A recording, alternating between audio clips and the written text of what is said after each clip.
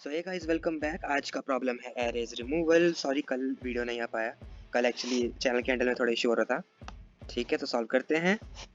ये रहा, हमें प्रॉब्लम गिवन है। यहाँ पे प्रॉब्लम कुछ ऐसे, हमें एक एरे गिवन है ARR, ठीक है, और उसका साइज गिवन है n साइज का वो एरे है।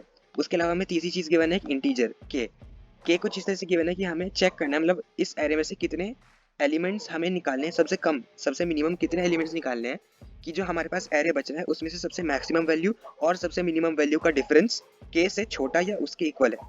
ठीक है, ये हमारी कंडीशन है। तो कुछ इसी तरीके से काम करेगी।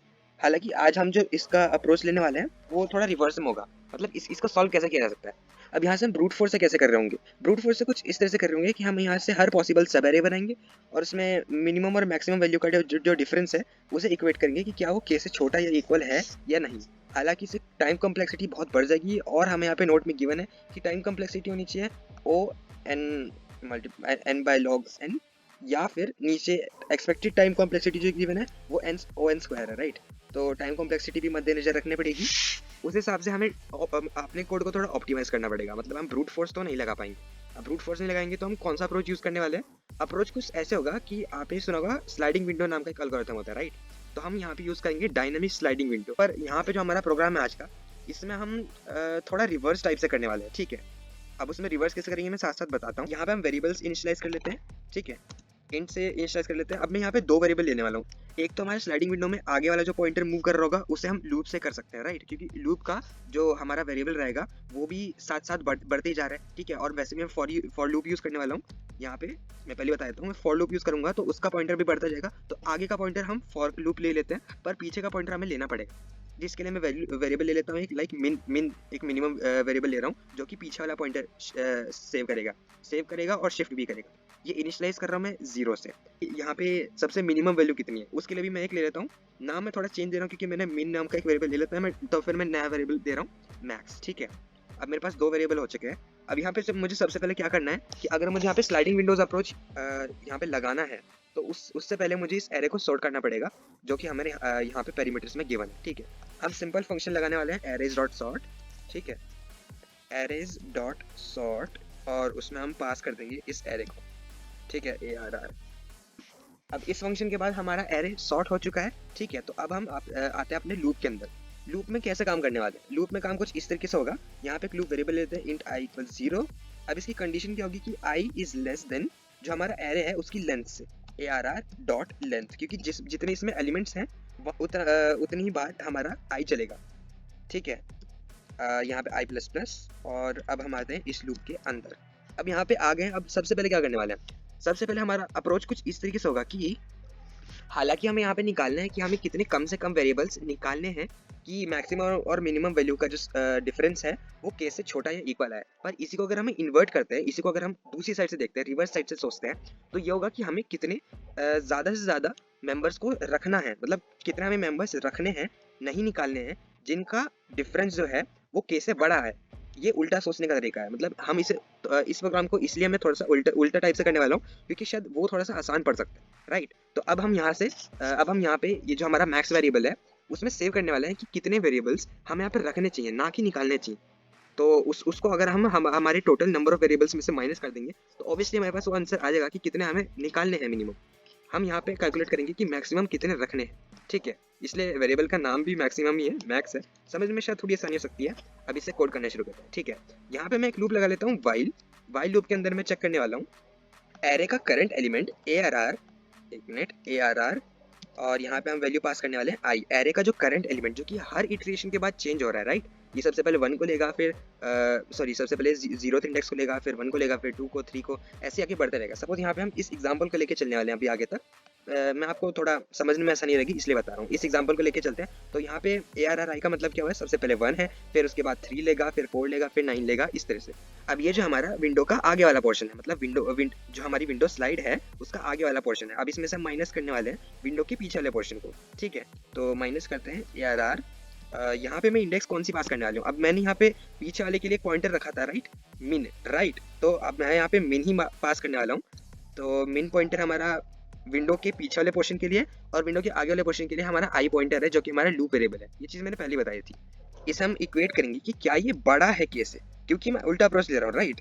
तो यहाँ पे जैसे हमें गिवन है कि इन दोनों का डिफरेंस क्या छोटा है या इक्वल है के, तो इसके अलावा एक ही चीज़ बचती है, तो छोटा होता है, इक्वल होता है या फिर बड़ा होता है। तो यहाँ पे हम अप्रोच लेना है कि वो बड़ा है के, मतलब हमें इस वाले एलिमेंट को नहीं निकालना है। यहाँ पे हम यहाँ जो अप्रोच गिवन है उसके हिसाब से हम निकाल रहे हैं कि हाँ इस एलिमेंट को निकालना है। यहाँ पे हम निकालेंगे कि इस एलिमेंट को नहीं निकालना है, इसे हमें बचा के रखना है, ठीक है। तो वहाँ पे हम क्या करेंगे, मिनिमम जो हमारी पॉइंटर पीछे वाला है, इस लूप के अंदर हम पॉइंटर को चेंज करते रहेंगे कि मिनिमम की वैल्यू बढ़ जाएगी। जो हमारा विंडो का पॉइंटर है उसको हम चेंज कर देंगे। और इसके अलावा जो हमें वेरिएबल है मैक्स, मतलब हमें देखना है कि कितने वेरिएबल हमें सेव करने हैं, मतलब नहीं निकालने हैं, उसकी वैल्यू हम चेंज कर देंगे। यहाँ पे मैं वैल्यू डालने वाला हूँ, या तो यहाँ पे मैक्स लेगा या तो यहाँ पे मैक्स लेगा या फिर लेगा, जैसे कि हम स्लाइडिंग विंडो में करते हैं। स्लाइडिंग विंडो में कैसे करते हैं कि सपोज यहाँ पे आपको जैसे एक एरे गिवन था 1 2 3 और 4 का, ठीक है। अब यहाँ पे डायनेमिक स्लाइडिंग विंडो के हिसाब से, अब यहाँ पे जैसे ब्रूट फोर्स में होता है कि आपने इसका सब एरे बनाया, इसका सम हो गया 3, इसका सब एरे बनाया, इसका सम हो गया 5, इसका एक सब एरे बनाया, इसका सम हो गया 7, राइट। पर यहाँ पे जब हम स्लाइडिंग विंडो लगा रहे हैं तो उसमें सबसे पहले इसका सम दिखा, ठीक है, इसका सम हो गया 3। अब यहाँ पे क्या है कि जब हमें इससे सेकंड वाले सब एरे पे शिफ्ट करना है, हम सब एरे बना ही नहीं रहे हैं, हम यहाँ पे जो हमारी आगे गिवन वैल्यू है उसको इस सम से ऐड करके, मतलब क्योंकि हम इस विंडो को आगे शिफ्ट करें ना, ये हमारी जो विंडो है 1 और 2 की, इस विंडो को आगे शिफ्ट कर रहे हैं। तो यहाँ पे इस विंडो की जो वैल्यू है, जो इस विंडो की वैल्यू है 3, ठीक है, यहाँ पे ये रही इसकी वैल्यू 3, इसमें हम अगली वैल्यू को ऐड कर देंगे। यहाँ पे 3 + 3 अब ऐड कर रहे हैं, पर विंडो को हम शिफ्ट कर रहे हैं, एक्सटेंड नहीं कर रहे हैं, राइट। तो इसमें से पिछली वाली जो वैल्यू है ना उसे भी निकाल देंगे, तो -1। तो ये कुछ ऐसा हो जाएगा, 3 + 3 = 6 - 1, तो ये 5 आ गया। यहीं पे अगर हम ब्रूट फोर्स कर रहे होते तो 5 ऐसे भी आता, पर यहाँ पे एक और सब एरे बनाना पड़ता उसके।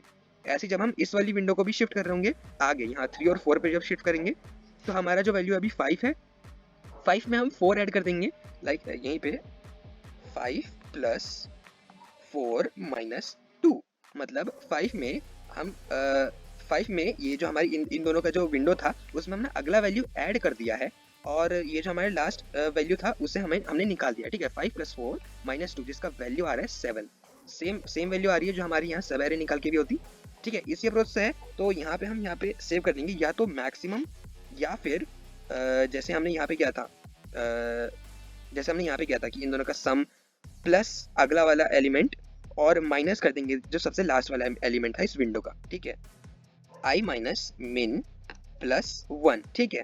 यहाँ पे क्या हो रहा है, अब इसको हम या फिर में कैसे कर रहे हैं, अब हमें इन दोनों में से देखना कि मैक्सिमम में इन दोनों में से सबसे बड़ा कौन सा है। या तो मैक्सिमम की खुद की वैल्यू अगर बड़ी रहेगी तो मैक्सिमम को खुद सेव कर देंगे, ठीक है, या फिर अगर i - min + 1 की वैल्यू जो है वो बड़ी है तो हम इस वैल्यू को सेव करेंगे। तो उसके लिए हम यूज करने वाले हैं एक प्री डिफाइंड फंक्शन math.max, ठीक है। math.max यहाँ पे लगाते हैं math.max। अब यहाँ पे हम ये बीच में मैंने स्लैश लगा दिया, इसे हटा के कॉमा लगने वाला है और ब्रैकेट को हम क्लोज करते हैं, टर्मिनेटर लगेगा और ये हमारा स्टेटमेंट ऑलमोस्ट खत्म हो गया।